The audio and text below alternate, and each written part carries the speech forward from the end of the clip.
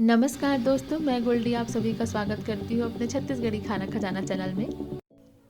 आज हम करौंदा की चटनी बनाएंगे।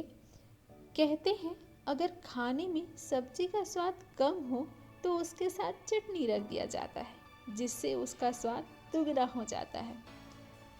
उसी तरह छप्पन भोग थाली में मशहूर चटनी ना हो तो छप्पन भोग परिपूर्ण नहीं होता है। तो आइए आज हम अपने खाने के स्वाद को और भी बढ़ाते हैं करौंदा चटनी के साथ।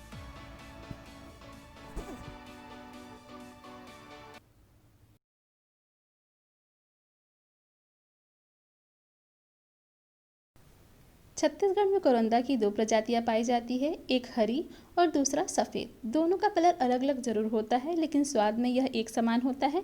इसका स्वाद खट्टा होता है। करौंदा में पॉलीफिनॉल्स, एंटीऑक्सीडेंट और फाइटोकेमिकल्स से भरपूर होता है, जो कि संक्रमण से बचाव करता है और इम्यूनिटी पावर को बिल्ड करता है। ये अत्यंत लाभकारी से भरपूर है। इसे मैंने बीज से कट कर लिया है और इसके बीज निकाल दिया है ताकि चटनी में कड़वापन ना आए। आप भी चटनी पीसने से पहले इसका बीज निकाल लीजिएगा। तो आइए हम इसे ग्राइंडर में डाल के पीस लेते हैं। मैंने इसमें करौंदा, मिर्ची, लहसुन डाल लिया है। अब मैं इसमें धनिया डाल रही हूँ। 1 चम्मच में नमक डाल रही हूँ, सादा नमक, और 1 चम्मच में सेंधा नमक डाल रही हूँ।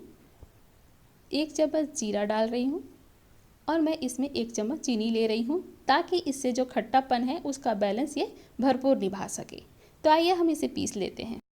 टेडा दोस्तों, मेरी चटनी बनके बिल्कुल रेडी हो चुकी है और ये खाने में बहुत ही लाजवाब है। तो आप भी देर ना करिए, जल्दी करौंदा खरीद के लाइए और इसकी चटनी झटपट बनाइए। अगर आपको मेरी रेसिपी अच्छी लगी हो तो प्लीज़ कमेंट करिएगा, और आपके घर कौन से कलर का करौंदा है वो भी मुझे ज़रूर कमेंट करके बताइएगा।